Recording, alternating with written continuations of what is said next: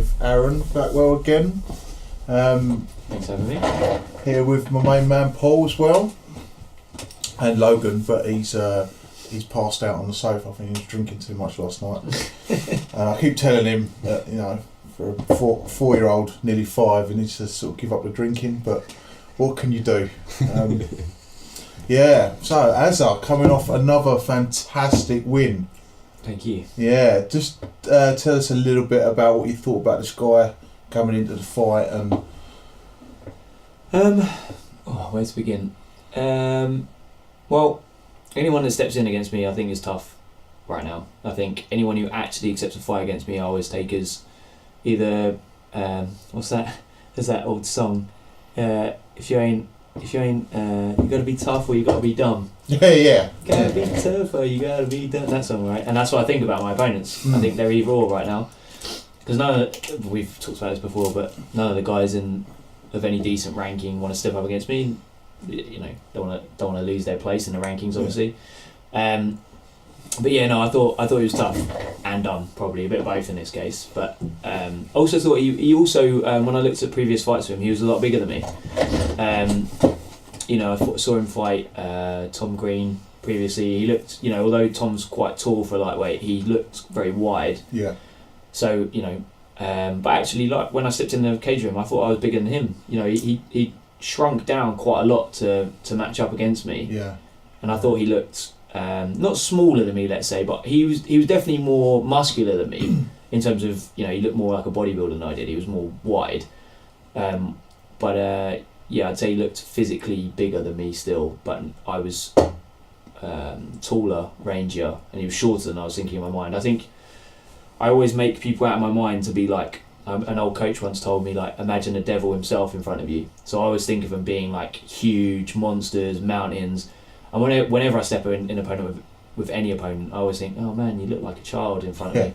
Yeah. By the time I get in there, I try I try and remove all sort of self-doubt before I get in there, and just if they're anything less than what I was expecting already, then you know, I don't feel them in any way. I think like you've hit the nail on the head. As a fighter, whenever you enter any arena, you need to have the confidence. You need to be the biggest opponent in there. You need to feel like that this guy is not going to touch you. He is nothing that he has that you haven't got or more. And through personal experience, a little bit different for me. Through my Thai boxing days, everyone in my category were genetic freaks. So in my mind, I'm going, yeah, this dude ain't that big. And I get in there and I'm like, this dude is really big. And like, you sort of keep looking up and up and up until the point where your neck's hurting. And then you're like, this guy's like 6'7", and he's a beast. But I still in my mind, I still knew that technically I was better. I was sharp, I was faster because of the guys I was training with. Yeah. And it gives you such a great confidence boost, knowing that your training is far superior to whatever they're doing. Yep. You know. And then adding the touch of Arron to it creates it all. You know, that's what it's all about. You know. Yeah, I feel like that. I think obviously you definitely summed that up. The people I'm training with makes me know I'm better than them anyway. My own abilities and skill set makes me know I'm better than them anyway. And also my physicality, because I know I'm a big bantamweight. Like, I know I'm actually really big for the division. So I guess the reason I try and make them out to be bigger in my head is I try and think. Well, not even try and think. I know I fought a lightweight in the past. I fought a featherweight, and all those guys were always bigger than me. I was actually the smallest guy in the lightweights, or I was just definitely the smallest guy in the featherweights. You know, so you look back at my old fights, I look a lot smaller than them guys. But you know, a lot of people say I'm physically way stronger than I look, and I know that. I know I'm very strong and very athletic. So, like I say, when I actually step in there with them, I'm like, I dwarf them, or I'm have more reach than them. And it's nice actually when I sometimes get a guy that is taller than me or something. Like when I fought Adam Ventry a couple of years ago, he was taller than me, but you know, he couldn't catch me, he couldn't touch me. I knew I was faster than him, I was stronger than him, I was fitter than him. So even if they do have one physicality edge on me, I've got like 10 other things to pull out of the bag and say I'm better than you at. Yeah. So yeah, I don't think they're ever going to be better than me. Definitely. And I think in particular this fight, what showed more than anything, I mean, I was up there like in the warm-up room with you, and hearing you hit the bags, feeling you hit the bags, and I was like, Christ, like that's the difference, you know. That's the difference between someone who is strong and tough and someone who's strong, tough, powerful, got skill, has trained and repeated what they've done over and over again. Because when it comes to fight day, those kicks, like seriously, they were going for the bag. They hurt my arm. You hurt other people's arms in that warm up room. Like physically hurt their arms through a proper pad designed for kicking. And then in the fight, you kick the guy in the body, and I honestly think you broke his rib. It was black. Like anything that goes black that fast, like is broken. I'm sorry, but you know, like and that shone through, and that's not just. You, like I say, you've been a tough fighter and, you know, physically strong. That's everything you've put into that training. You know, all the technique, everything that's been added as you've built up to the fight. So yeah, like I agree. I completely agree that at the moment there's no one in your weight category that's going to touch you. Yep. And just to go on to that subject, we had a nice little Twitter thing going on. Did you want to have a little talk about your magic list that? The list, hashtag the list. Hashtag the list, yeah. Yeah, I mean, obviously since the list there's been quite a few fun little altercations over Twitter anyway. But yeah, the list was an outpouring of my frustration really with the UK MMA scene. I think, I touched on this with a few different interviews lately. The problem with the UK MMA scene particularly is they seem to think that the UK rankings is the be-all and end-all. But you know, none of those. It's funny because there's world titles on loads of different shows. Yeah. But the world titles are being contested by guys only in the UK and Ireland. That's not the world. No. I completely agree with you with that. Yeah, and I think these guys, like I said, it's kind of. I don't even think they're big fishes in a small pond. I think they're just small fishes, sort of clambering to fight in a small pond. Yeah. It's like piranhas. But you know, or sardines probably in their case in this specific example. Real unharming. You know, So, algae. yeah, definitely.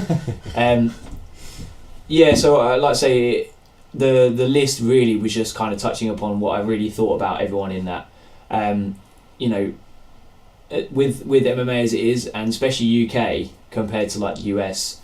Where there's no governing bodies, there's no one looking after those rankings. They're all they're just an opinion of a review site, and there's 4 or 5 different rankings, so you can be 5 to 10 places different in depending which rankings and where they're looking and how their metrics work. So I look at those rankings and I look at the world rankings, and to me I look at those guys and then I say to myself, they might be a champion on a show or they might have a decent record, but you look through their history and they've just fought like complete tomato cans and bums. Building up that safe record. Yeah, I mean, look, at the end of the day, good fighters have to stay active. So, I look at guys and I think if you've beat 1 or 2 guys in your record that were not up to your level, that might have been because you were trying to stay active. So I don't completely have disrespect for guys like that. But I look at some of these guys and I think, large portions of their record are made up with fighting tomato cans. It's just ridiculous. Or fighting guys that are, as an example, recently with Shay Walsh, he got a little bit scared. I think he had a few little rumblings of us possibly getting matched up in the future, and he started to pay more attention to me. So he looked through my record, and then I looked through his, and I was like, 2 of the fights he had was against a guy called Danny Walsh, who was, I think, like, his brother, maybe? Yeah, possibly. Well, yeah. Distant cousin. I don't think you can get... if there's 2 siblings that are as ugly as Shay Walsh, then... the world's, 200% worse off. Yeah, that's a terrible gene pool to be in. Yeah, indeed, yeah. I'd forget the ugly stick. It was like the ugly bomb. Oh, dear. He fought a guy, Danny Walsh, and he'd had 37 losses, and he fought him twice. Jesus Christ. It's like, okay, you're padding your record, but... 37 losses. How do you even get to that stage? Yeah, indeed. I mean, like I said, we've all had to fight guys to stay active, so... Of course, yeah. There's, like I said, if you look at the guys in the UK rankings, I'm not saying they haven't fought good guys. They just haven't fought me. Yeah. I'm a different level. And they haven't fought 100%. People on the world level to even say that their title is worthy of being a world championship at this point. Yeah. That's my opinion. Yeah, I mean, I completely agree with you there. I find... The rank system in the UK for MMA appalling.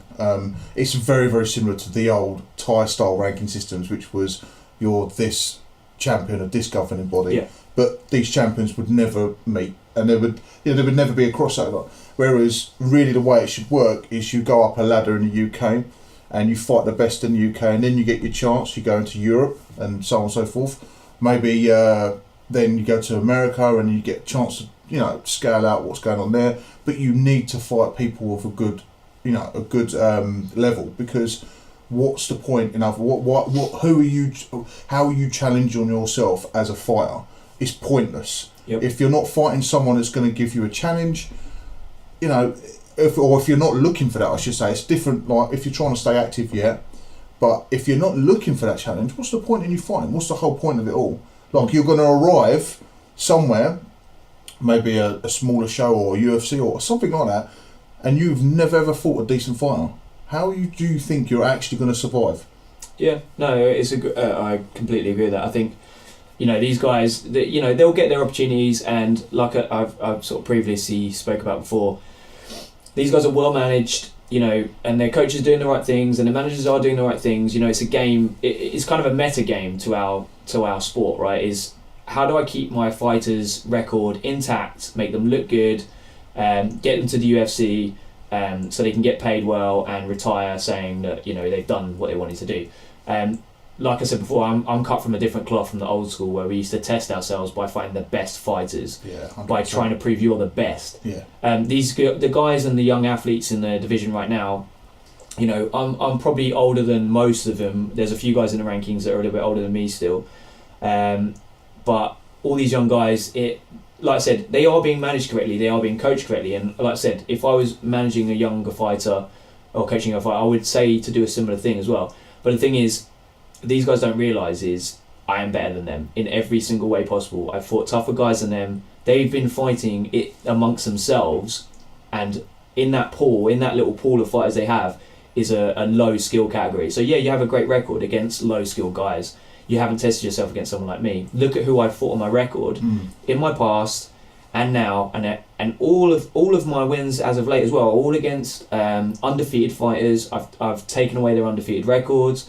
Yeah, okay, I've had to stay active in my last couple of fights. I have a few last minute opponents. Like Vitor, my last fight was in 2 weeks notice. So, a good fighter's not going to step in against me at 2 weeks notice. Well, no, and also as well, take my hat off to Vitor. He did take the fight early, and again, I think he's still cut from the old school cloth, because he just wouldn't have taken that fight if he was worried about his record. He knew how dangerous you are. He knew about you. And I think he kind of stepped up to the challenge a little bit, but unfortunately, he didn't. Didn't go his way. I mean, he literally couldn't touch me. No, right. So he couldn't get near you, and that was the biggest. See, that was the biggest difference between you two guys, was the fact that at the peak of his skill level, like there was no chance of him touching you in any way, shape, or form, whether on the ground, whether standing up, and where you were still teetering. You wasn't even showing your full potential yet, and you were still playing him off, moving around him. It was still your cage. Like all day long. Yeah, I agree, and I don't think that would be. The thing is, the outcome, despite the opponent. Okay, Vitor doesn't have a great record. He is. I do believe he cut from the old school cloth, and he will fight anyone because he wants to prove himself. To his detriment, in many cases, taking a fight against me at 2 weeks' notice, he did his best. He made the way. He got there. He got beaten. I beat him comfortably, but hats off to him for taking it and rising to the challenge. But that result wouldn't be any different if I fought anyone who's of any decent ranking. Or and even if he had either. 12 weeks' notice, it's still the result would still be the same. But I completely agree with you that, and I think as well, it's a shame that these guys, they truly aren't looking for the test, and just as my experiences through the Thai boxing I did, the three guys that were at number one for a period of time in the UK, I fought all of them.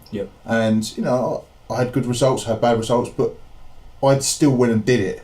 At the time, that was the closest challenge I could get to fighting the best, and I did it. The ones that I lost. The ones that I won. No big deal to me, but I did it, and I'm proud that I went in there and I did my best. And I can say that, and these guys should be thinking that way as well. Like if they truly want to be the best at MMA, then they need to fight the best opponents. Like it's the only way to improve. It's like kind of like saying you want to be the best blue belt in jiu-jitsu in the world, but you're only going to roll with white belts. Yeah. You don't get any better. And that's what these guys are, exactly. That is a perfect way to sum them up. They consider themselves black belts, but they're really blue belts that are fighting white belts. That's exactly how I see them. They're like I said, I can't blame what they're doing because it comes from their managerial and coaching. But these guys, when I make the UFC, I will beat guys that I'm put up against. Yeah. When they make the UFC, they'll be destroyed. Yeah, they'll have their 3-fight contract and it'll go like that, and then they're back out again. And then it's almost a bit detrimental to UK MMA because eventually it's going to be a point when they go, we're just not going to bother. Yeah. And it's a shame because it means the real talent are not going to get their opportunities. No, exactly. And these guys are they're clouded. They don't realise they're living in a bubble. They're completely padded by their coaches and managers, and then they get a reality check when they fight someone decent. If you look through those guys and their records, every time any one of those guys has fought someone decent, with the exception of, in that top 10 you've got Brad Pickett, Ronnie Mann, and you've got Brett Johns, right? They're the three guys I would consider actually legitimately good fighters within that. I mean, Brett Johns is the number one, right? He as I said, he is super boring, right? Truthfully, using a Bruce Lee statement, fear not the man who practiced 10,000 techniques, practice the man who fear the man who practiced one technique 10,000 times. 10,000 times, yeah. Yeah, and with Brett Johns, he's going to bore you to death every single time because he's gonna grind, he's gonna lay and pray, he's gonna do that every time. That's dangerous in its own right because that's his game, right? Brad, cut from the old school, tough guy, he's an exciting fighter. Ronnie Mann, exactly the same thing, right? But take those out of the equation. Those guys have all fought tough, hard fought guys, right? Yeah. Well, Brett hasn't, I don't believe, really yet either, but he's got a good record. He does deserve to be number one. So I consider them three the top three.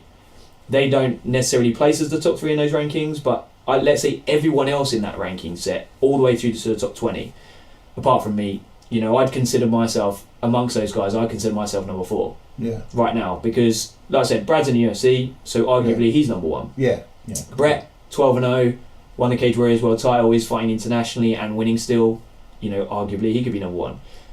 Ronnie Mann fought on Bellator and lots of top international shows. Again, maybe he hasn't gone to UFC yet, but again, he's got a really positive record overall. Again, arguably number 1.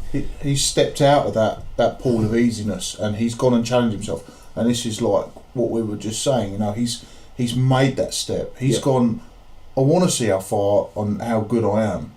Yeah, these guys are all cut. Well, Brett isn't, but Brad and Ronnie are cut from the same cloth as me. We come from the same era. Like those guys are all tough. I fought those guys as well, ironically, right? And I've trained with those guys as well. Since I fought them when I was young, I've gone on to actually train with them and train. And they're still tough guys, and their ethos is completely different to those other guys. Like I said, the rest of the division though, look through who they've beat and look who they've lost to. Anytime they've lost, it's been to a world-class fighter or even a good international fighter. But they're only beating domestic guys, so they've got good records against domestic on home soil. They don't deserve their positions. I don't think. They haven't really tested themselves. Yeah, that's a fair point. I mean, is there anyone in that category that you would really like to fight? And a bit bar the going up the ranking systems or whatever the case may be, just someone that either's edged you off a bit and you thought, Well, I've got 2 answers. Firstly, any of them. Right. Literally, I would fight any single one of them. If they are above me in the rankings, let's say you're with inverted commas, they're I would fight any one of them any given day. But I'm starting to not consider the UK rankings anymore. My mindset is I'm looking at the world rankings, I'm looking at people internationally, I'm thinking, how do I get my opportunity against those guys and just basically go, I'm just going to go around these guys in the UK because they're obviously happy and content fighting over scraps. I'm not. There's only one world title in my mind, and that's the UFC bantamweight title. 100%. If I get that opportunity in the future and I get to that level, then I'll be grateful. But everything before that is just another title, and really it's just a glorified it's just another glorified matchup. And a lot of the world titles in the UK, or even British titles, just titles in general, are not for even for 5 rounds. They're for 3. So again, you're fighting over little league titles when the real contest is over the UFC title. Yeah, definitely. I completely agree with that. And that should be, if you're in MMA, like, as UFC is the governing body now for it's the pinnacle, that's where you should be aiming. You shouldn't be trying to stay in your little small pool, taking a few belts here and there. Because what's the point if you're never going to go there, what's the point? Like, you might as well just not bother. Yeah, I mean, in my mind, I'm ready for the UFC now. I've been training my whole life, and if I was given an opportunity, I would take it and I would win. But, the UFC might not be ready for me. Maybe they've got too many bantamweights. There's all these other, red tape, political reasons why you don't get in sometimes. So there's other shows. There's big upcoming shows like Bellator, KSW. Yeah. I would happily take opportunities there too, because there's international fights there. Yeah. So, and they're great shows to work on, like ONE FC and stuff like that as well. It's kind of a waiting game with the UFC, but I can't afford to wait forever. I would love the opportunity to wait. I would love to be able to wait, and I would love the opportunity to find the UFC. That is definitely my dream, as well as a lot of other fighters. But I have to be, as we're going back to, I want to push myself and fight the best. And there's also a lot of the best guys are in Bellator. A lot of the best guys are in ONE FC and in KSW. Yeah, definitely. So give me that opportunity on any of those shows, and I'll go there and beat them until, if the UFC is the ultimate goal, then I'll get in the UFC. Yeah, definitely. I mean, as regards to European and UK MMA shows, I mean, at the moment, what's the sort of the one show that maybe you'd like to fight? I know you've fought on quite a few UK shows, but is there anything in Europe that you've seen that you thought, maybe I could? In my mind, like I say, I mean, I have a lot of respect for all the UK MMA shows, so I'm not going to turn around and say I want to do one over the other. Right now, it's about the opportunity. So if the opportunity fits, I'll fight on any of the UK shows, big or small, doesn't really matter to me. Because really, the UK shows are, not really at the international level at the moment. There's not anyone that's really branching out into a world level like Bellator, KSW, ONE FC. I mean, you've got Bama, you've got Cage Warriors, and don't get me wrong, they're big shows for the UK. And Cage Warriors was fantastic for me. I went 3-0 on Cage Warriors shows, and I never lost on Cage Warriors at all. And it was great to represent them, but I'd equally represent Bama if given the right opportunity. But again, it's about whether the opportunity comes up. I'm looking after me, and I'm looking after my best interests. There isn't anyone in the UK right now that will challenge me, so I'm looking to just keep winning. So whoever steps up to the plate, I'll beat them. And if Bama ring me up and say, hey, we've got a fight for you on X date, and I go, yep, that works for me because I can get the right training camp, then I'll do that. I'm also wary of, I'm not saying I have I don't really trust any show 100%. I've got a kind of a DTA attitude because, at the end of the day, promotions and shows, they want exciting fights, they want to make money, but they don't always look after their athletes. So in my mind, if a show rings me up and says, hey, we've got a fight for you on 2 weeks notice or 4 weeks notice, I'm going to say no. I'm a professional athlete, have respect for me, and I'll have respect for the show, and I'll decline that offer, and I'll say, look, give me 8 weeks to 12 weeks notice, so I have adequate rest and can prepare for the opponent properly, and I'll come out and I'll win, and I'll put on a good performance for you, and it will sell tickets for you. Definitely 100%, and that's the key for these shows, is that you're going to sell tickets for them. Like, having you on their show means they're getting people in the doors, and that's what they need to to push forward with these shows. Yep. Definitely agree with that statement. It's hard for the guys that are starting off like at this level rather than UFC level, because the shows in the UK, they're built on people coming in to watch. So you have to bring a fan base. You have to get people involved. You have to put bums on seats. You have to put bums on seats, and it's not easy. It's not easy. You're training for your fight camp. You're running around. You want to sell tickets. People are asking you for this and that, and it's not easy. But for the shows, it helps them survive. It helps them push and run. Yep. And then it gives you the opportunity to fight. But like when you hit the big leagues like UFC, that sort of fades out as such because there's already a fan base there. Yeah, there's. I guess again, being an experienced athlete myself, there's always loads of different pressures. You're never gonna. When you get to the UFC, you're gonna have interviews. You're gonna have promos and press conferences and open workouts, and there's all types of new pressures that will come with that. So you're better off getting used to the pressures now. Getting yourself on social media, getting used to promoting yourself, getting used to trying hard to sell tickets, because all those pressures are never going to go away as an athlete if you want to be successful. So you have to recognise that and do what you have to do. Yeah. If there isn't a wall to climb, then there's something going wrong. Yeah, you're not going forward properly. You're going backwards at that completely. stage. Yeah. Just not to change the subject too far, but what did you think of the Rousey fight? Really good. I thought. How can I best summarise it? It's all right, man. It's good. All right, it's all right. She survived. She's alive. Yeah, it was quite stomaching. It was actually quite difficult. I thought. I personally, obviously, I've seen guys get limbs broken, knocked out, cut, and for me, whenever I see a lady get knocked out, I don't know why. Maybe it's the gentleman in me. It just leaves a kind of it has like a sickening feeling. And Rousey, like, I don't want to sound really sort of negative or vulgar about it, but she looked like a corpse when she was getting hit. Like once she got dropped hit as well. Yeah, she was like a sack of potatoes. She hit the ground, but it was the two punches, the hammer fists. Her face was lifeless. Like I mean, you see guys get knocked out, their eyes roll back, they're unconscious, they're asleep.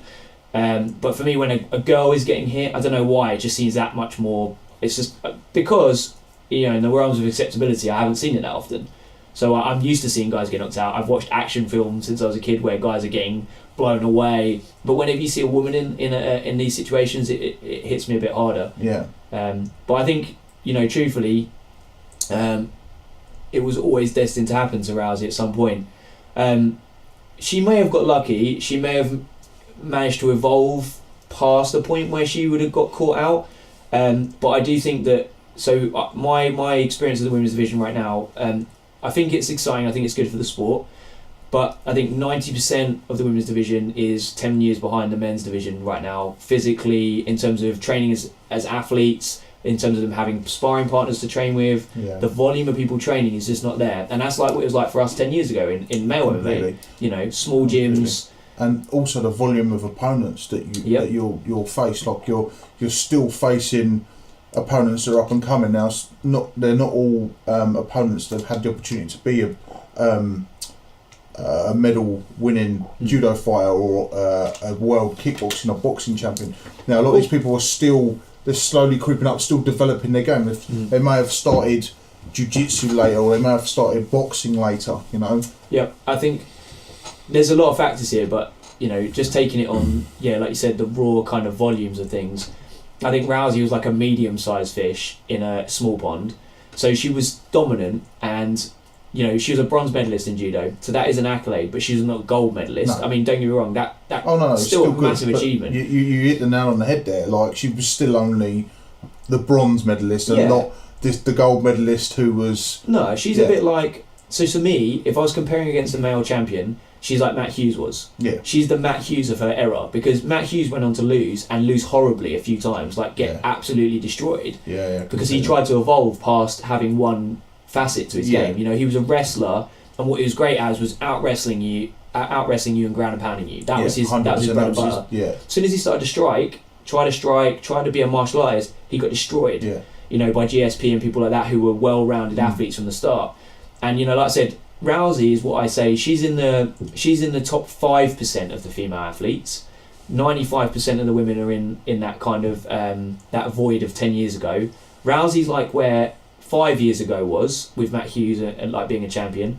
And Holly Holm though, she's like in the top 1%, and she's comparable to some of the top. I wouldn't say the very, very top of male athletes. So she's not comparable to John Jones. She's not comparable to Anderson Silva and those really dominant champions. But she is definitely in the top 1% of the women, because obviously she has superior boxing credentials. She's been a multi-time women's boxing champion, kickboxing champion, undefeated MMA. Yeah. I mean, she's had I think they said combined fights over all the disciplines is 45 fights. Yeah. Rousey's only had 12. You can't count her judo to that, because it's it doesn't involve full contact striking anyway. Sure. So if you look at that top 1%, really the only two people in that top 1% in the women's division in bantamweight is Cyborg and her. Yeah. And like I said, the male division in comparison, I'd say they're like if you're marking them out of 10 and using a metric, then you're looking at the women being like Holly Holm. She's like an 8 out of 10, right? If you're comparing against the male fighter, well, John Jones is a 10 out of 10, Anderson Silva's a 10 out of 10, Chris Weidman's 10 out of 10. You know, there's lots of 10 out of 10 athletes out there. I mean, obviously, kind of Highlander remark, but there can be only one in a lot of those divisions, right? So arguably the metric doesn't work when you do that. But I think really, like I said, Holly Holm will probably go on to be so dominant for a long time. She's the Anderson Silva of her division now. I think I agree with you there, unless she fights Cyborg, because I still think Cyborg, like you were comparing to men fighters. And I see Cyborg fighting men in her category and still beating them. Yeah, I mean, look at the physicality of her as well. Yeah, I mean, she looks like an athlete, so does Holm. Completely agree with that. And just by looking at them, you can see they're not only tough, but they've trained. You know, and they've trained in the disciplines they need to train. They've not just concentrated on grappling or striking, they've done both. You know, like, you can see that in them. And also as well, it's like the mental aspect to the fight. Holly Holmes, I think, come in with a really good game plan from her camp. She stuck to it. She used her physicalities against Ronda because she kept her away. And it punished Ronda mentally more than physically, because it frustrated her beyond anything. And I think as a fighter, once you start playing that game, your success rate will go up. Yeah. Okay. There's some X factors here as well that are not touched upon. Okay. Rousey is an amazing athlete. I think she's had quite a lot of smoke blown up her arse, because Dana, he's been like that. No, I mean, she's a great cover athlete. Yeah, of course she is. She looks good. I mean, she looks good airbrushed. I personally don't think she's not my cup of tea, but she's a good looking girl. Paul loves a bit of bit of Rousey. Discussion before. Rousey someone even had a t-shirt. I've still got a throw. Do you know what? I'll still wear them. Because I'm not just going to fucking run away. There's a Homer Simpson gif where he disappears back into the hedge and he's got a Rousey shirt on, disappears in the hedge and comes out of a home fucking shirt. Dude, I'm still a fan. I'm fucking off on the Rousey. No, I'm a fan of her, don't get me wrong. 100%, like I was a fan of Matt Hughes back in the day. But I think this is like, just a kind of hammerhead shark being taken over by a great white shark. You know, it's unfortunate for Rousey to be put on that pedestal and then knocked off, but we're going to see the evolution of the women's game through Holly Holm. I don't think it's just this is the X factor I was alluding to a minute ago. Rousey comes from a camp which hasn't really got any success apart from her, so she's their most gifted athlete, which again, like I was saying to you, she's the kind of big sort of medium sized fish in a small pond, so you can't base your camp or your team around her. Whereas Holly Holm, here's her X factor. She came from Greg Jackson's. That guy literally like genetically modifies champions. So, you know, I mean, sorry, he grows them in the backyard. He's got so many champions training with him, so many gifted athletes.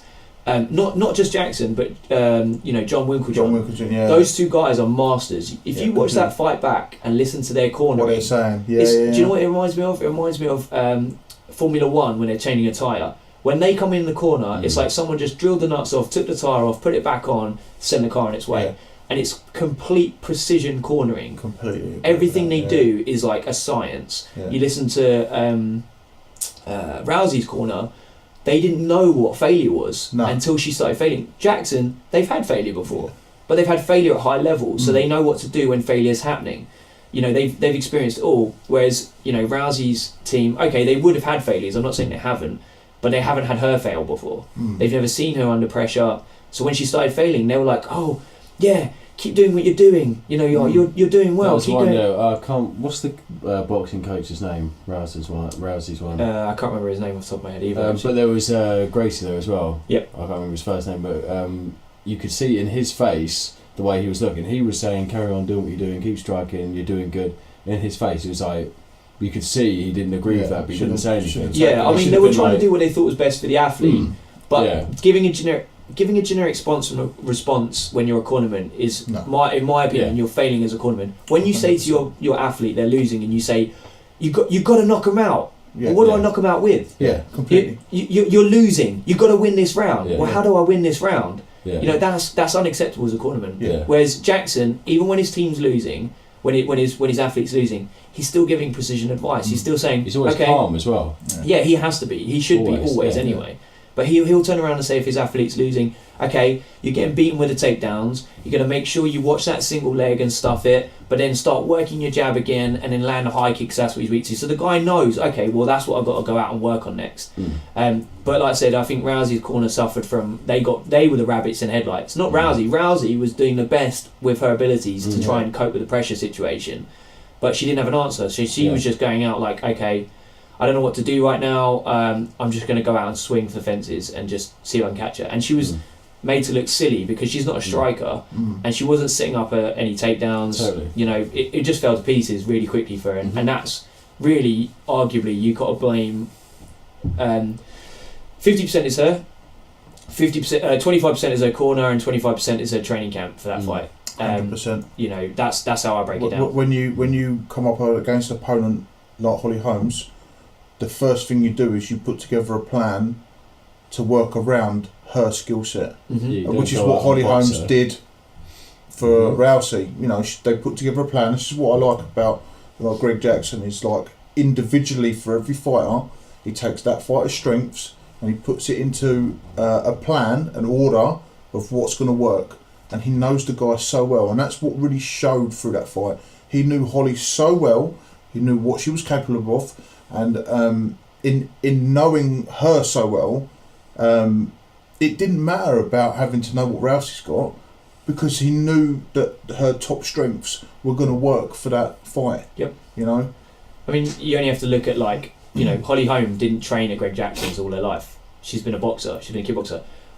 Why did she choose to go to Greg Jackson's? Because it's like, you know, it is probably arguably the best team in the world. Just across statistically, if you looked at all their metrics, I'd say amount of champions they've had, amount of success they've had, amount of guys in the UFC, guys and girls in the UFC at any given time, Jackson's is the most dominant team right now. But because they're not just relying on one athlete or one style within their team, you know, like looking back at Miletic back in the day, they used to all fight really similar they're very similar, and that will always, I think, destroy a team. Yeah, 100%. One of the reasons, and this is going to, you know, shout out to my own team, to Nova Forza, the reason our guys are all winning, bringing championships home, you know, if you look at who is representing Nova Forza right now, from the young athletes through to the, you know, the pro athletes that are fighting under the banner as well, we're not guys that, none of us fight the same way, but we all can fight in every area and can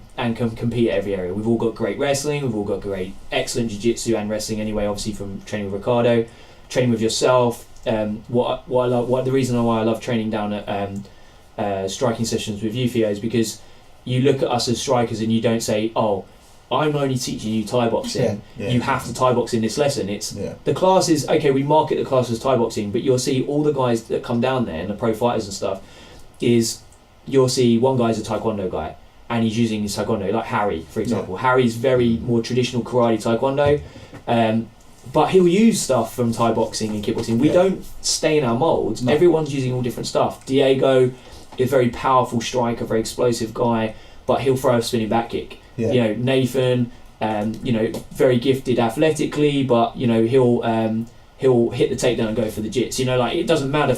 You know, we use what works and we let our athletes sort of grow with what they're good at, and that's similar to Jackson's. You know, you're looking after what we're good at, as opposed to straight up saying, oh, you're a jiu-jitsu fighter, you have to go into this fight and show jiu-jitsu, or, you know, you're a Thai boxer, you have to Thai box this fight in a specific way. I think, like I said, going back to Miletic, I think that was one of their reasons why they sort of fell out of big success in the UFC, and a lot of their big fighters moved on. You know, that's, and going back to Jackson's, I think that's what makes them, you know, so successful, and probably people like Alliance as well on a probably smaller scale. I'd love to train at Alliance. That's one of my top places I'd like to train, but I'd love to train at Jackson's. Either one of those would be a dream come true to train at. Yeah, I mean, I think you hit the nail on the head. I mean, the way I formulate my classes is I'm not there to change you. I'm not there to, like, unless you're a complete beginner, I'll give you your base. If you turn up with a base, I'm only there to make that better. Like, I'm only there to improve on the skills that you have, because it's pointless me trying to wipe the slate clean and trying to teach you and make you something that you're just not. It's not in your body, it's not in your heart. And that's what I love about mixed martial arts, is you can really show like your skills and who you are through what you do. Yeah. You know, and that's what I love about all the guys in the class. You've got a lot of young guys in the class, and you see their characters coming through their training and their fighting, and I love that. I love to see people grow, obviously in the right direction, but I love to see people grow and like just become these beacons. And like for me, like I'll be helping out with some beginners, and then I'll see Banny or someone trying to help out a new student, and they're passing their knowledge on, and that's what it's all about. Yeah. That's the martial arts that I grew up with, you know. Banny's a good example, actually. I didn't call him out in that list, but I should have done, actually. He's primarily a boxer. All background is boxing. Yeah. Don't get me wrong. You would not know that. He subbed most of his guys in his fights. Completely. Yeah. And in his first pro fight debut, he showed that he can box anyway. He was kind of loosely using it. I wouldn't say he was even relying on it, and he wins with a jumping head kick. Yeah. That'll show you how versatile our guys are. And when we're training with, we're not even. It's not like we're going to training and you're saying we're going to try out this thing that won't work or might not work. The guys are allowed to have that creative freedom, but then they're using it in their fights. Just watch back through the younger. The best place to look at our guys and see how diverse our gym is look back at the current semi-pro roster in our team, or even the pro roster, and you'll just see like we're all so different, but we're all so good in all areas. Like I look at, as an example, a gym that I think is quite poor at the moment is it Next Generation, I believe, in Liverpool. You know, I beat Adam Ventre from there. I think they've got like Dean Garnett and a couple of other guys. I personally think they're just, you know, they're very grapple heavy. So, you know, okay, they can strike a bit, they can do everything, and they are capable of doing all those things. But I personally think that, you know, they're known for being grapplers. So it already makes them vulnerable. It already makes them predictable. It's like at some point you're going to probably want to go to the floor and grapple with me. So I know I'm going to smash you standing up. I'm going to stop you taking me down. And if you go to the good floor, I'm going to neutralise you there anyway. Because 100%. I come from a camp where you might not realise it, but we're winning gold medals every weekend. All the time. And Nova Force is not the most outwardly marketed place in the world, but we're a world level MMA and jiu-jitsu team. Hitting the nail straight on the head there. Like, that's another thing that I absolutely love about this club, is that the fact that all the guys in all areas, whether they're just K1, Muay Thai, or if they're MMA, or if they're Jiu-Jitsu, all of their levels are high. So like, but it's not like, oh, have you heard of Nova Force? Yeah, a few on the MMA scene, you're going to hear Nova Force. Even in the Jiu-Jitsu scene, and maybe some of the K1 scene, you might have just heard them, but it's not. You're not gonna go, oh yeah, Nova Force. Yeah, like it's not a household name yet. No, but it will be. That's the whole point, and it's not like we're even thinking about that happening. That will happen anyway. Once one of, I mean, we've got Jimmy, obviously Manuel in UFC.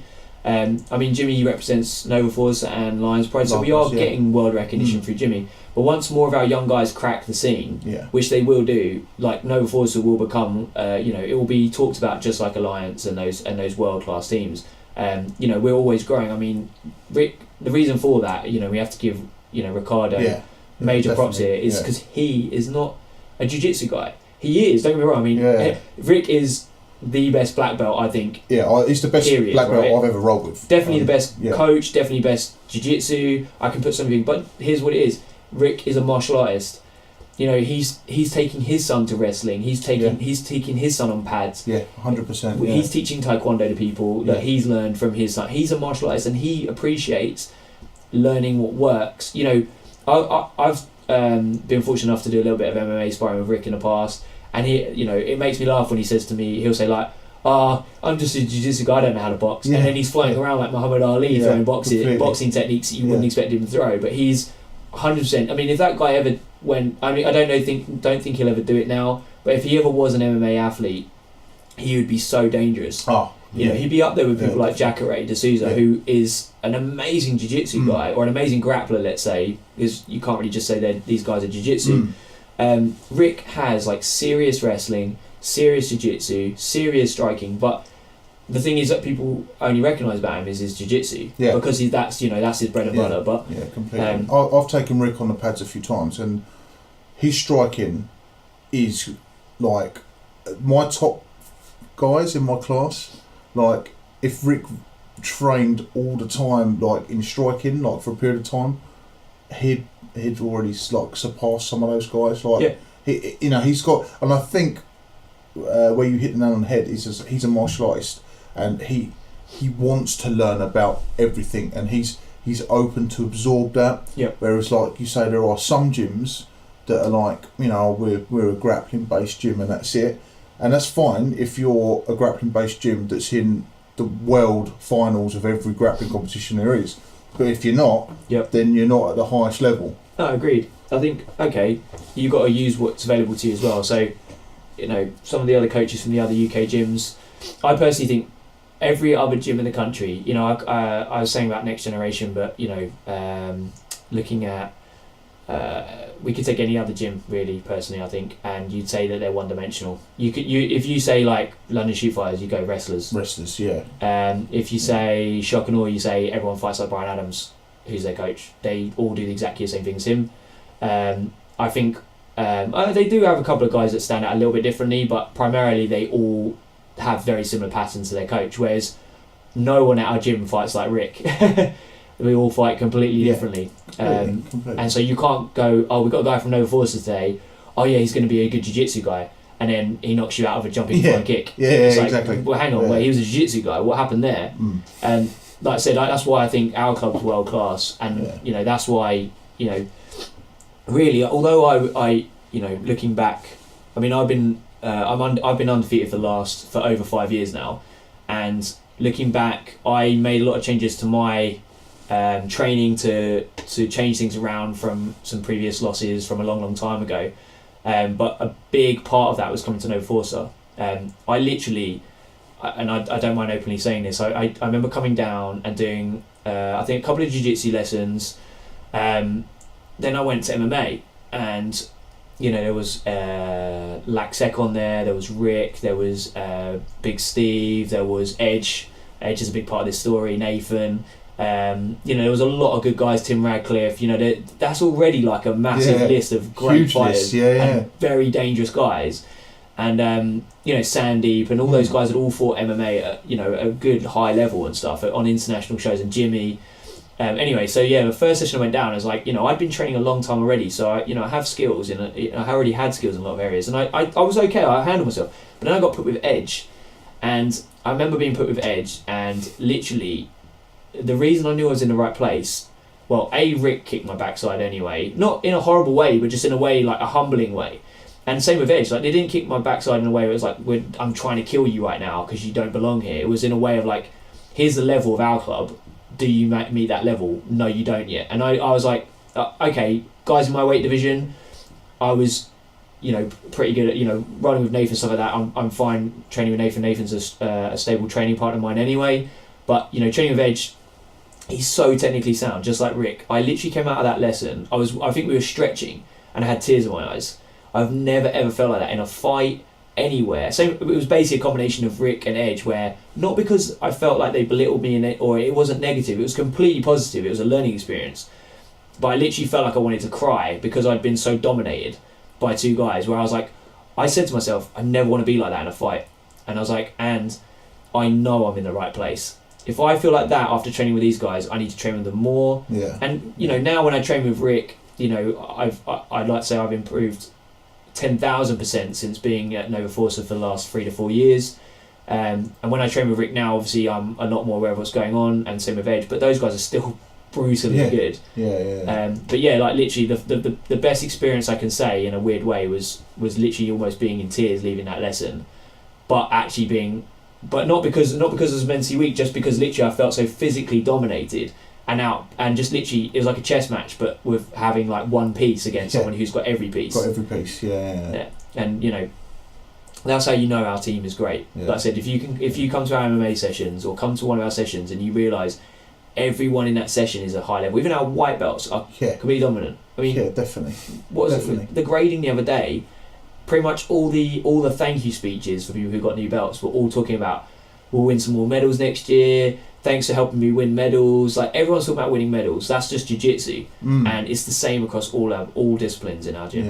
Definitely. I was going to say as well, we I don't know if you remember Gregor. Do you remember Gregor? Remember Gregor? Oh, and Gregor, sorry, yes. I stopped training with Gregor. Actually, actively had to avoid training with Gregor because he used to regularly injure me. Yeah. He was such, again, going back to, like, whenever anyone comes into class, and the same with Rick, they don't try to change how these people are. Like, if they have a natural talent or skill or movement, we only want to make it better. And he turned up with this, like, very kickboxing style, but completely unorthodox. Like, ridiculous. Like, he'd throw a punch, it'd go out into dimension of time and space and then arrive like on your face, and then there was like kind of no way of stopping it. And physically strong, but was he welterweight or lightweight? I can't remember, but he was so strong. I think he might have done both at some point, but completely like, that was his character coming out whenever he sparred anyone, whenever he moved around like that, whenever he fought, it was his character. And I could tell that because even when he was fighting, he was smiling. Like, he enjoyed it so much, and it was like an extension of him. And it's like, I see guys like even really good like Thai guys, Thai fighters, that come down and visit me every now and then.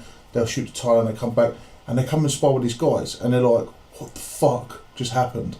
And it is that, you can see in their eyes, it's like, what the fuck? You know, like, it's completely alright. It might be because it's all unorthodox for them, but the skill level's there, you know, and these guys are like good, you know. Yeah, I you know, sort of slightly off subject there, but I think anyone who trains in one martial art and comes down with us, they're going to struggle because I always think about, like, our guys are pushing to be world class, and if you look at a world class Thai boxer, he doesn't fight like a Thai boxer. No, completely. They will be super tough. They'll have great boxing. They'll also have great kickboxing. They'll also have almost elements of taekwondo. They'll be dynamic. But if you look at a very traditional Thai boxing guy, they usually get beat.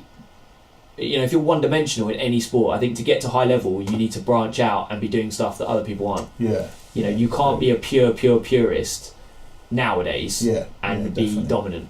Yeah, 100%. That's what you were saying about the UFC 5 years ago. Yeah. You watched old UFC, you'll see a karate guy versus a Thai guy, for instance. Yeah, and it was like... Whereas now it's like you get someone like John Jones who's just like... Can do everything. He's a boxer, but is he?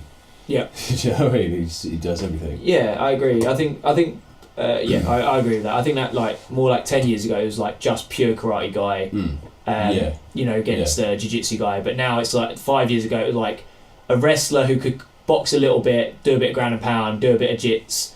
But then now it's like everyone can do everything. But I think also that, you know, where the best athletes are the ones that have one area that they're really good at, but every other area is like a good 8 out of 10. To be world class, you need to be like John Jones isn't the best striker in the world. You know, he's just diverse for a light heavyweight. Yeah, you know, and he uses his natural physical abilities to his advantage. So he's got great range. He'll fight you in his range. Yeah. And he won't allow you to get inside him. And if you do, you're wrestling him.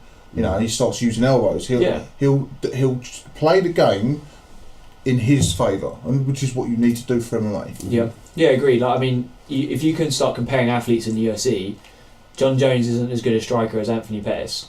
Anthony Pettis isn't as good a wrestler as John Jones. But like I said, it spikes. It's like you have different areas you're great at that high level, but you cover all bases really well. You know, and we could do that across all the athletes across the UFC and say that guy's amazing at that, but he's also really good at all those other things, and he's got a slight chink in his armour there, and that's about it. You know, that's the beauty of MMA though. Yeah, definitely. So, in your like next thing for next year, like your whole fight camps and so on and so forth, and what your plans to do, when are you aiming to start your first fight for next year? First fight is March 5th. Okay. Against Joe Ori in Wales. I'm going to go and take his title. Simple as that. He's currently the champion of Pain Pit, bantamweight champion, but I'll be going there and taking my title. The way I look at it is, like I said, it's opportunity. So although it is just another title, I'm not so passionate about it being for a title. That is great and it was a good achievement. It looks good on in photos afterwards. But what I'm passionate about is beating him and winning. And what is more important to me in that title is just winning pure. that is it, and it's plain and simple. If it wasn't for the title, it wouldn't matter to me if it wasn't for the title. The fact that I'm fighting him and the opportunity and I'm going to beat him is what's most important to me. That's my overarching and overriding motivation in every fight right now. And then I've got another unconfirmed matchup for May, but I don't have any. There's no opponent for that yet, so that's just ain't going to work. So right now I'm 100% focused on March 5th, and taking another dominant win. Yeah, excellent. Do you know much about this guy? Yeah, he's Welsh, obviously, so I'll be going into hostile territory. Yeah. But I've been the away boy quite a lot of times, and I've been the underdog a lot of times. In this fight, I'll still be the underdog. That's the ironic thing. Is like, yes, I am more experienced than Joe. Joe's had 16 fights himself, and he's fought on some top shows himself. He's also the champion, which gives him certain powers. But I've been the away boy, and I've shut up a lot of crowds. I'm planning on them hating me when I go there, but I'm planning on silencing them when I leave. Yeah. Simple as that. He's a tough guy. He's well-rounded. I fought his teammate Chris Edwards a while back, and Joe, I believe, cornered him against me. But if I was Joe and I think back to that performance, I'd be scared, because in that fight, I won the first round. I lost the second narrowly, just because I didn't stick to... Well, not didn't stick to a game plan. I was sticking to my game plan, but the game plan didn't work. And what I did in the third round was special. What I did is I changed my game plan entirely in the course of a minute with my coach in the corner, and we came back and we dominated Chris completely, and I took that win. Yes, it was on a split decision, but it was from taking it from a period where the plan stopped working, and most athletes would just crumble in that situation. Yeah. But my experience and my coaching and my abilities got me through that. So if I was Joe Ori, I'd look at that and be like, damn, in a clutch situation, he pulled it back and he still won. And he didn't give up. He's got heart for days. Doesn't matter if he's hurt. Yeah. Doesn't matter where he's at in the fight. He's dangerous all the way through. And that is what he's got to expect. What I know will happen is he won't be able to take it. Simple. No matter where it is, whether it's standing on the ground, he has nothing for me. Yeah. I'll be dominant in every area, and I'll beat him in every area, and he will lose. Whether it goes to decision, or I knock him out in the first, or I sub him in the second, he will lose. But he's already mentally breaking, probably watching my videos, thinking, man, every fight Arron fights is different. Every fight Arron fights, I can't predict what he's doing. And every fight Arron fights, he is dominating the other guy. He can't beat that. Yeah, definitely. Yeah. You can't prepare for something that's constantly evolving. Yep. And it's just the whole aspect that he could do 1,000 hours of wrestling, he could do 1,000 hours of striking, he could do 1,000 hours of jiu-jitsu, and he could still come in the cage and there's be 1,000 hours of something he's missed out that you're going to take him on. Yep. And that's how it is, and that's how it's going to be, and it's going to be for every fight next year that you have. Because I've personally said before, like, all the guys that I've seen in your category, there's no one there. There's no one there. So, like, I really hope you get the opportunity to start really fighting some. I mean, these guys in the UK, it's good to, get you a chance with them. But if you're intent on hopefully getting a couple of international matches, it'd probably be even better for you. Yeah. To get that challenge. That's what I'm looking at it. Is I want to fight March. I want to win that bout and then win the bout in May. But as soon as an international opportunity comes up that that suits me and with the right training camp, is not a silly fight in terms of being at short notice, then I want to move on to that and I want to win that. I'm kind of, like I said, looking past the UK MMA scene right now, because in my mind, and it might sound overconfident, I'm looking at the US. I'm watching UFC and thinking, could I beat that guy? And I'm saying yes. I'm looking at sort of inspirations to me is people like Dominic Cruz, and he's fighting for the bantamweight title in I think it's like January, February against TJ Dillashaw. But I look at TJ Dillashaw and I go, I could beat him. Yeah. I look at Barão and I think, completely. I don't know how that guy was so dominant for so long. I used to say he's the ugliest fighter in MMA, but not just because physically he's ugly, but just his style.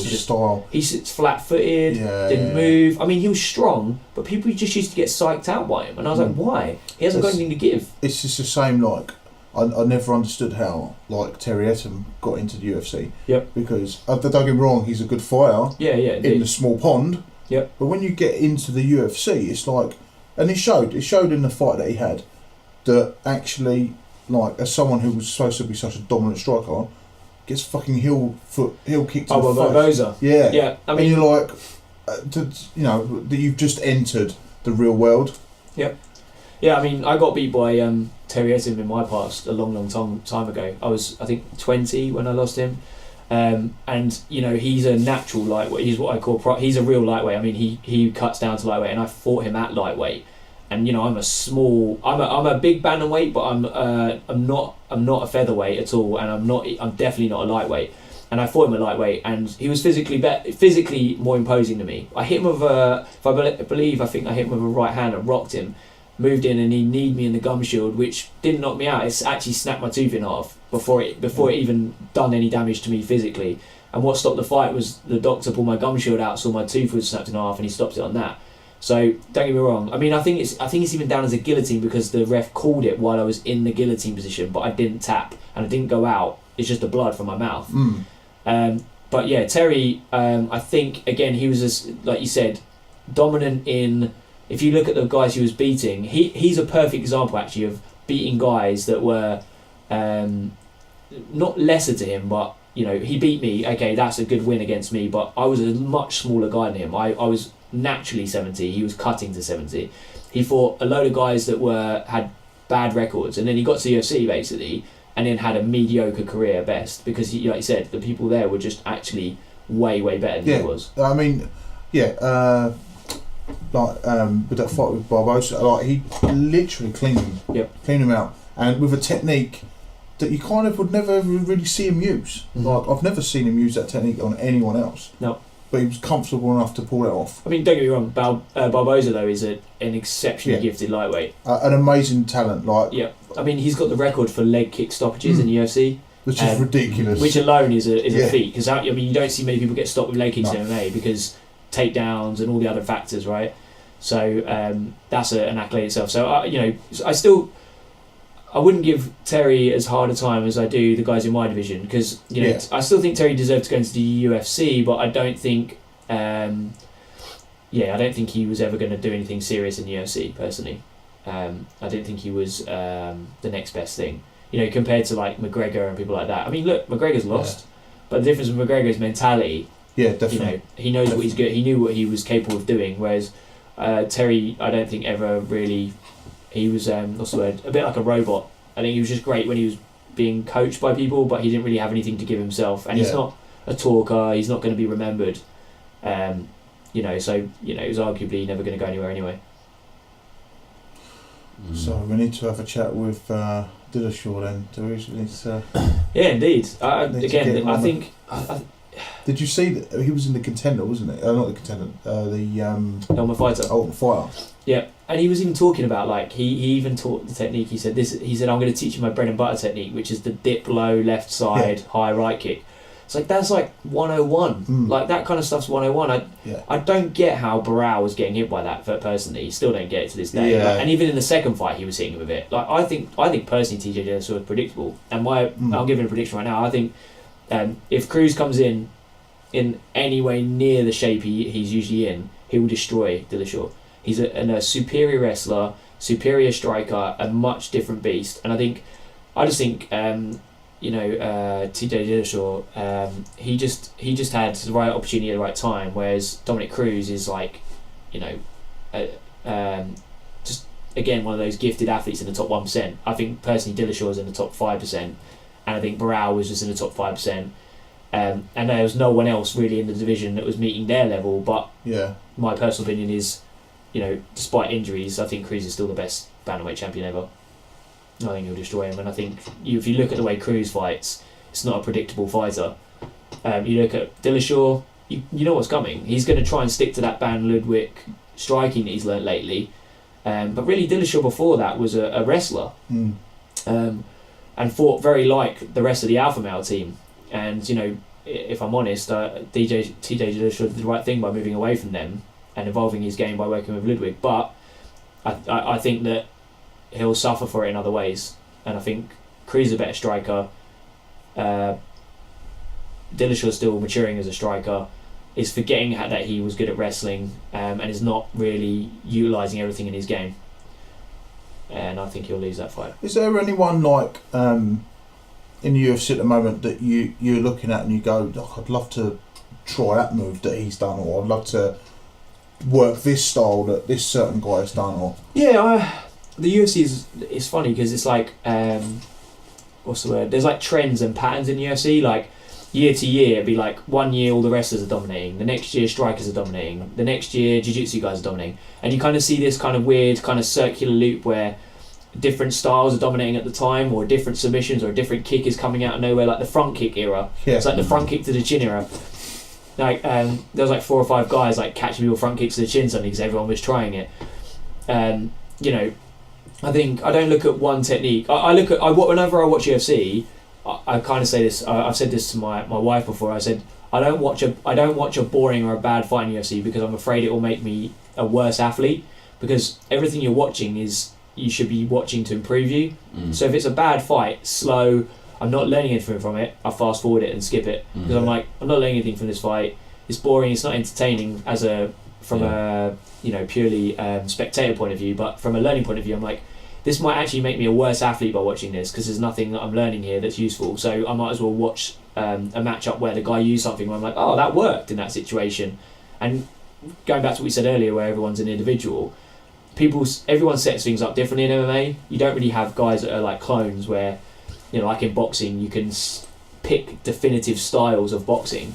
In MMA, like you'll get a guy that wrestles a certain way, but even his wrestling style is unique to him. And I think when I watch UFC, I just look at the way guys set up one thing or the way guys do one particular thing, and I think, oh, I'll try that in training. And if it works for me, I'll use it. And if it doesn't, I won't waste too much time on it because I'm also an individual and physically different to the guy who probably did that. So if it doesn't work for me, I'm not going to shed some tears about definitely. it. I'll use what does. Do you do that with any other sort of? Do you ever watch any K1 or any Muay Thai or anything like that? And you go, oh, I quite like that. And YouTube's a really amazing place. It really is actually. I like in my lunch breaks at work or on the way to work, I listen to podcasts and stuff, and I'll like hear something where they've called out a technique that was used, but it might not even be in MMA. Like I'll watch taekwondo bouts, karate, pure jiu-jitsu, pure wrestling, judo, and I just like watching it when people are gifted but also doing stuff that's a little bit out of the norm for their sport, like you said, K1 or whatever. I'll look at those techniques and across any discipline, any sport, even boxing, and say, oh wow, how did he achieve that? How did he do that? And how can I incorporate that into my MMA game?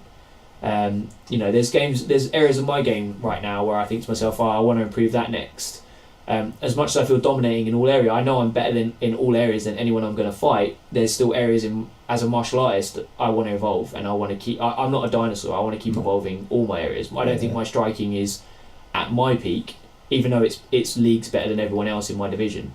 I don't think my jiu-jitsu is at its peak, nowhere near it. But again, I know I'm better than everyone else in my division.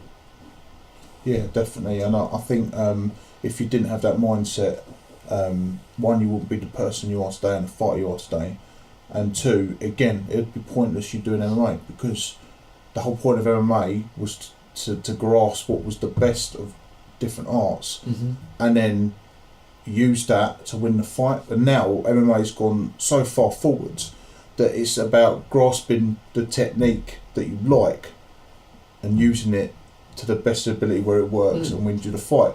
And that's why we're getting to see all these great techniques from all these different arts, which I absolutely love.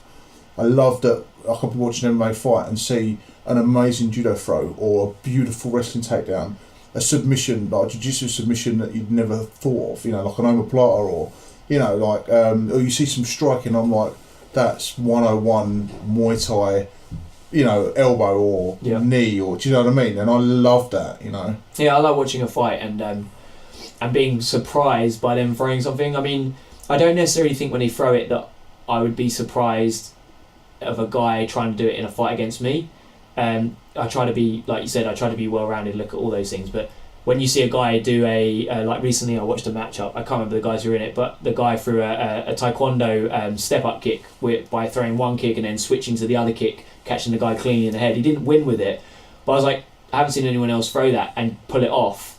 Like there's a famous, not famous, sorry, there's a popular video going around a while ago with I think it was two Russian fighters fighting in a ring. The ring was like a white ring, so I don't know what the show was, but he throws like a tornado kick. So he misses the first kick, lands the second part of the tornado kick, and knocks the guy clean out. And it's like you hardly ever see that stuff. But when someone pulls it off, it's like that's really fun to watch. And so in the UFC, when someone pulls out something that's a little bit just outside of the norm, that's really entertaining and fun. Like you said, and you really admire it as a martial artist and go, "Oh, you pulled that off in that situation, and it worked." Yeah. You know? Do you know what? It's weird because, like yourself, I've been in the martial arts game for a long time, since I was 10, and I watch a few videos. I see a few. I always keep up to date with the fighters in Thailand for the Muay Thai, and obviously Sanchai he's at top of his game at the moment. Yep. And I watched him sparring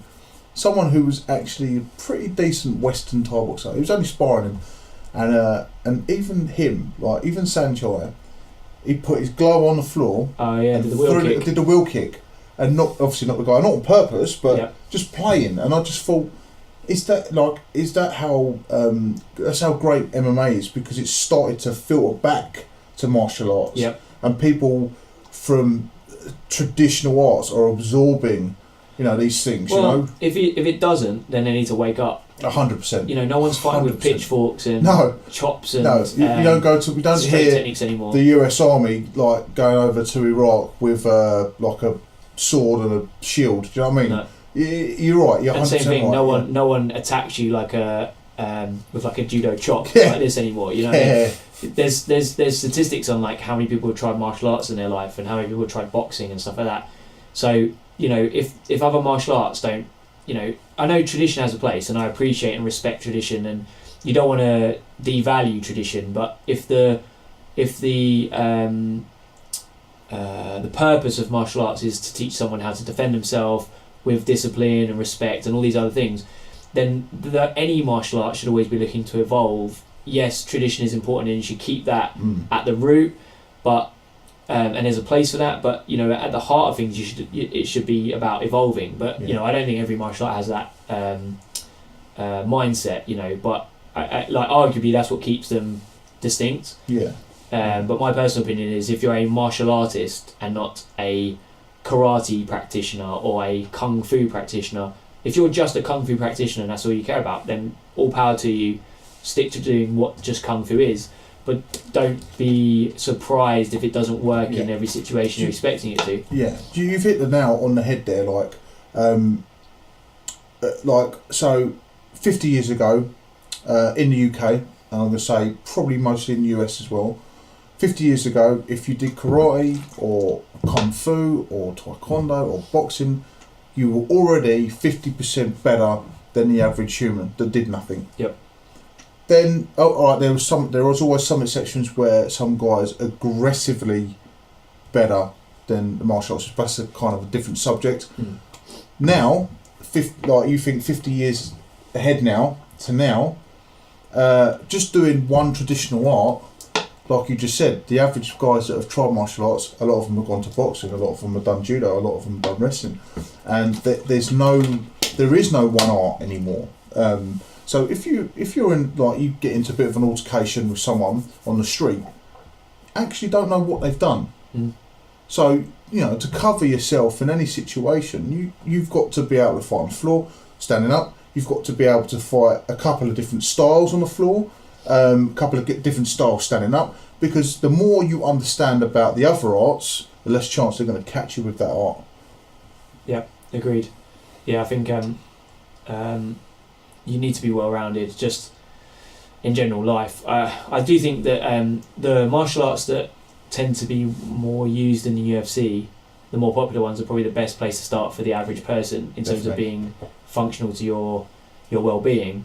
But athletes within the sport though should branch out and not just stick to the things that are like the kind of 101 of MMA. Like you should know how to wrestle, you should know how to do jiu-jitsu, you should know how to box, and you should know how to kick.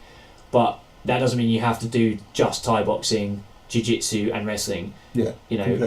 There's sambo, there's judo, there's Greco, there's Olympic, there's I go on forever with all different styles that take you on a different path. Yeah, definitely, completely. And also as well, what I'm finding is we've come to an era now where mixed martial arts is what people do.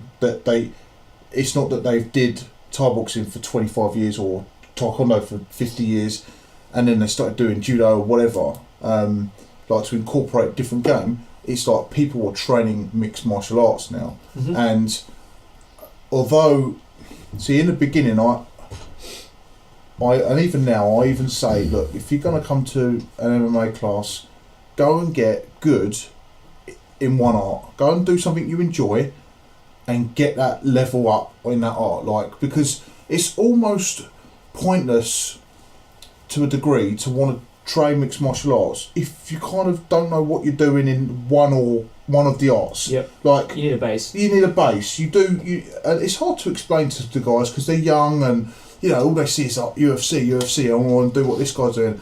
I want to do a takedown. I'm like, show me how to shoot then, and they can't because they've never done a day's wrestling of their life. They're like, show me how to punch, and they don't know how to punch. So you giving me a blank canvas, which is nice, but I don't think MMA is a martial art, if that makes sense. Yeah. And it's rare in the UFC. I mean, for a while there was people saying that their style is MMA, but that's kind of an oxymoron to put those two together. You can't say MMA is a style. No. It's not really a style because everyone within MMA is an individual which does things slightly different. It's just an all-encompassing term. But I think you're right. I always recommend anyone getting into kind of any form of martial arts to start with one, get good at it, at least to the point where you've got a base, and then you can not bank those techniques, but you can at least say I'm confident there, and then I can focus on other things. If MMA is your ultimate goal, anyway. Yeah, completely. Like I say, like how are you expected to stop a takedown if you've never done a wrestling or jiu-jitsu class?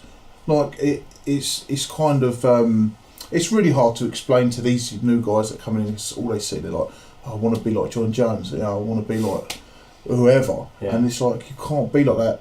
Like these guys put the time into one art. Well, if you want to be like John Jones, you need to go wrestling for 100% a lot of your life first. Like you think these guys like they wrestle through school and things like that. Like we seem to be getting a new batch of people, and I hope it doesn't go like this on for the next 10 years, but where they're just MMA guys, like then they just say, we want to just do MMA. Go out and grapple, go out and strike, go and get some tools and then come back. You'd be 10 times better off. Yeah, agreed. Did you see the boxing over the weekend? I just watched the highlights today, and I've not really been a fan of Tyson Fury anyway. Or Klitschko, to be fair. Very hard man to like, I'm going to be honest. I don't really care about him because I think, again, like, sports need characters to sell the sport. Yeah. Boxing, my wife said to me this morning, she was like, she got asked a question quite a lot. They were like, did Arron watch the boxing? And she was like, no. Her answer was that he'll be interested in the result and will probably watch the highlights, but he probably won't watch the fight. I do love boxing as an art just as much as I do love Taekwondo as an art, which is something I have a black belt in. I boxed for a long time too, though. I respect both of them equally, but doesn't mean I go and watch every bout, every fight. I like watching things, like I said, that I will learn against. When I watch Tyson Fury box or Klitschko box, I feel like I'm getting dumber just watching them because they both don't box in a superior way that's going to evolve boxing. Yeah. Mayweather, on the other hand, you might hate him, an amazingly gifted athlete, and he is superior at boxing. He does exactly what boxing says on the tin. It's the art of hitting without being hit. He knows how to do that, and that is something to learn from. So I'll watch him and I'm like, wow, this guy's amazing. Not just entertaining for me, some people might not like that, I find it entertaining, but he is probably the best boxer of the generation, probably the best boxer period of boxing history. I know that sounds like a big statement to make on Mayweather, no, not everyone will agree with me on that, but because boxing is an art, he has fine-tuned that art. Doesn't matter about his record, what you think of the style, and whether you find it exciting or not, he is the most superior boxing athlete. So like I said, I enjoy watching that, but watching Klitschko, like I said, pretty boring. I mean, I'll watch Tyson because Tyson had something that was again superior. He had knockout power, speed, amazing head movement in his heyday. I was watching back some of his defensive. They called him a defensive fighter, which I'd argue wasn't a defensive fighter. I'd argue he's a counter fighter, but his defensive abilities and how fast he moved his head and caught people was amazing. You can learn from that even now. There's not really anyone even now that does that. No. Ali, the shuffle has been used so many. Even Tyson Fury did a shuffle in his fight recently. He's imitating past great fighters. But when I watched that fight back in highlights, it was pretty boring, to be honest. I mean, Tyson looked tired, slow, lazy. Klitschko looked scared, basic. And again, I think it's just kind of boxing's kind of had its heyday. Yeah, I was going to say it's like the death of boxing, unfortunately. Yeah, like I said, I mean, Mayweather's gone, last big money seller. Yeah. I mean, he might come back for one more, who knows. Klitschko never going to sell a lot of tickets. Fury will probably sell quite a few tickets just because he's a bit weird. He's a bit controversial. Yeah. But he's not beautiful to watch. Boxers are kind of one in a blue moon now. But watching boxing in terms of it being the big spectacle it once was, and having these big standout athletes that really were entertaining is kind of gone, I think. But the art, I hope it doesn't affect the art. The art should live on. Yeah, 100% agree with you. And I think, unfortunately, we had through the 80s and 90s, you had the last era of great boxing coaches. I'm not saying there isn't any out there. No, there's still great boxers. Yeah. But I mean, like, they had the old school ethics of boxing coaching where they were willing to take that kid off the street and train him, and that kid then did exactly what he was told, and in doing that, become really great at what he does.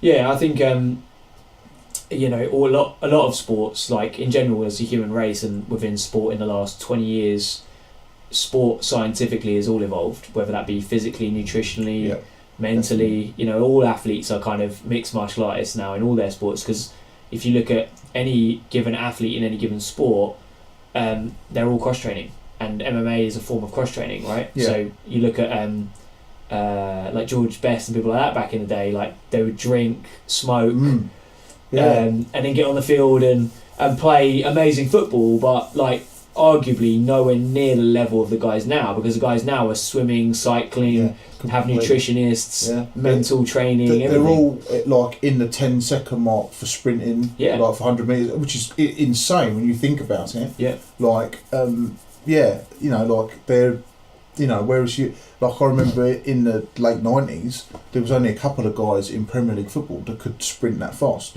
And you could see the difference. But now all these guys, like if you try to run with them, man, you'd be surprised. So they're gone. They're like, they've got that ability. Yeah, sport. I think sport is the one of the not let's say for physically at least is the best place to look for human evolution.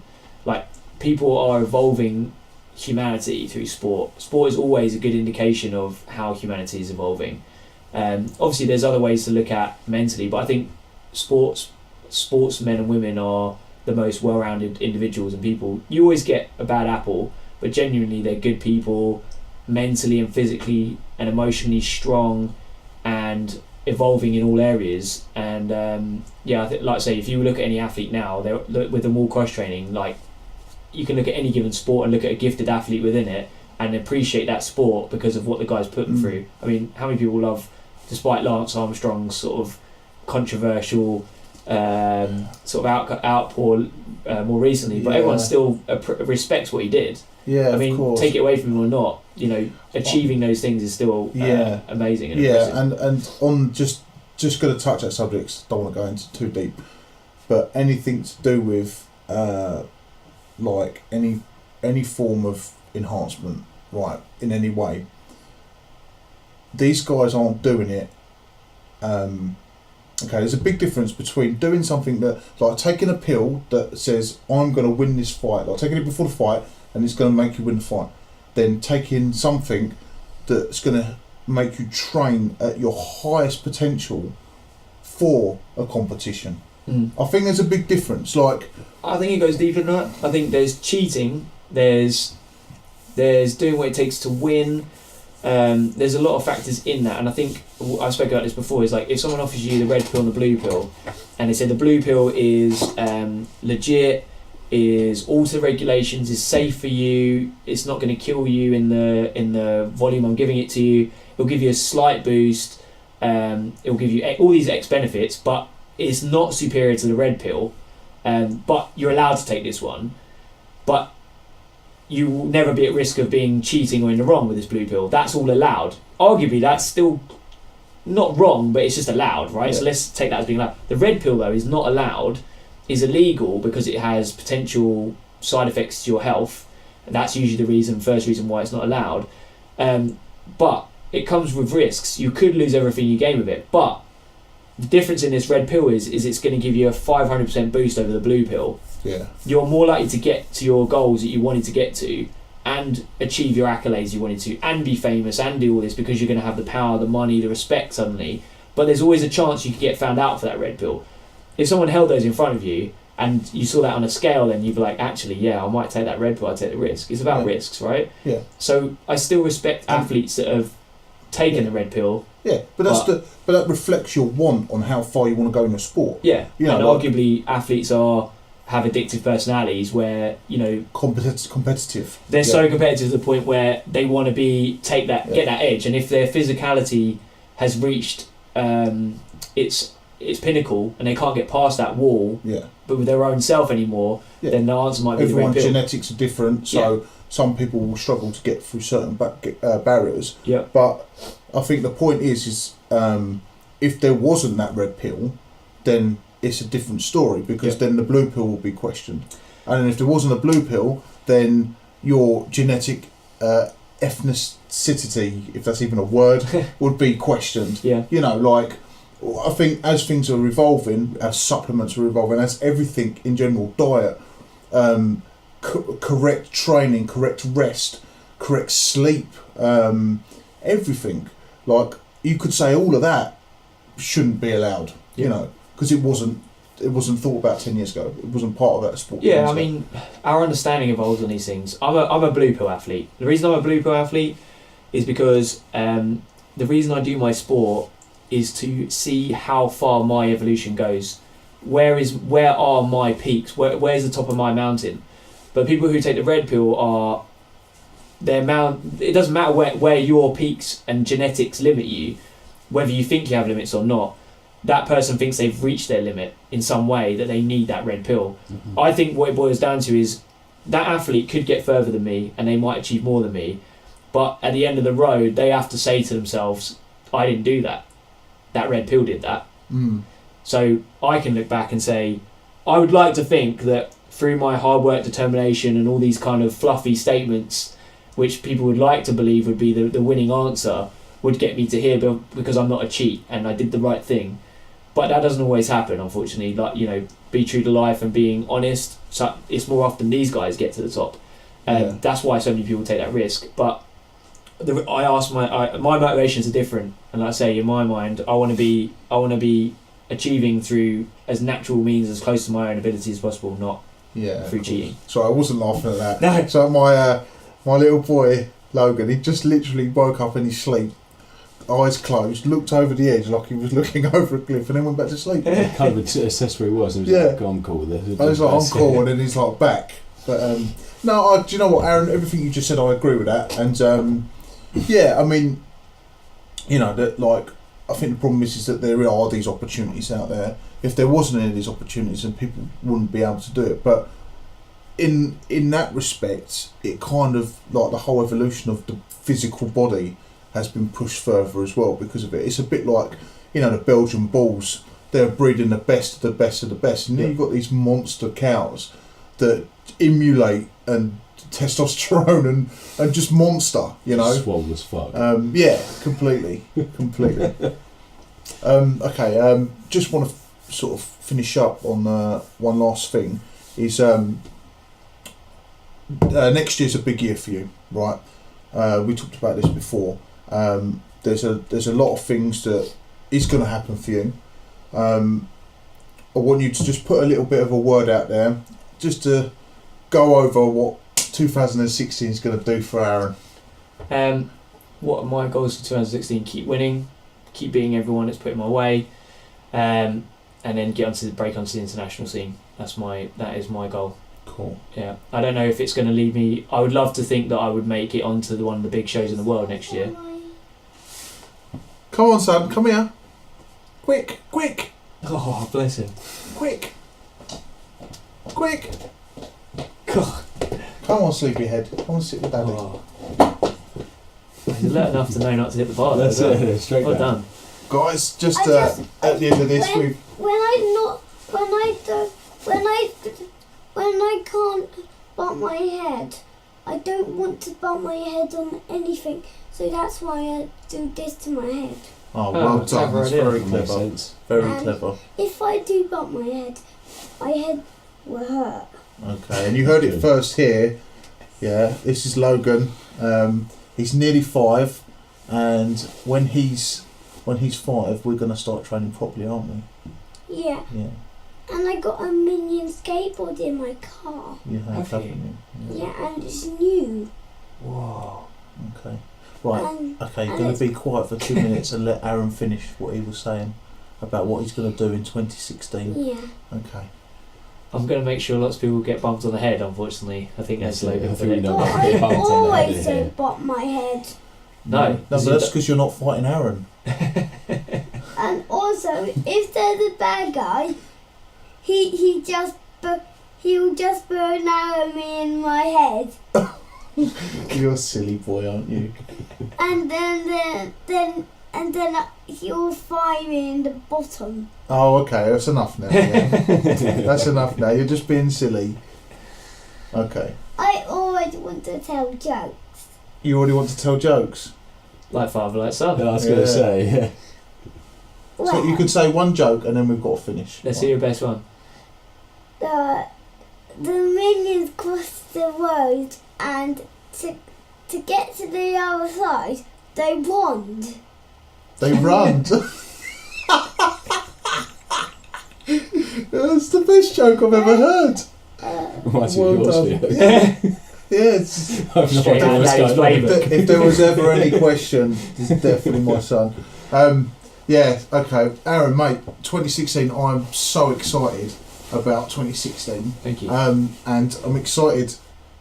Can you just let me talk, please? I'm excited about seeing how far you're going to go with this, and also as well. Do you know what? For me, like whenever I've been in your corner, I don't feel like I'm there as in this like my guy, like I'm going to get him to this, do it.